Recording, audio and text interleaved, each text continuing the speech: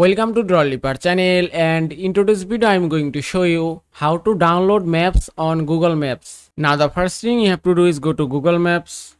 From here tap on this profile icon and then go to offline maps. Now from here select your own map. Now from here choose the map that you want to download.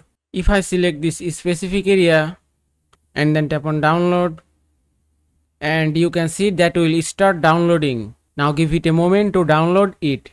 And the download is complete. From here you can find your downloaded maps. Now just tap here to open it, and here it is.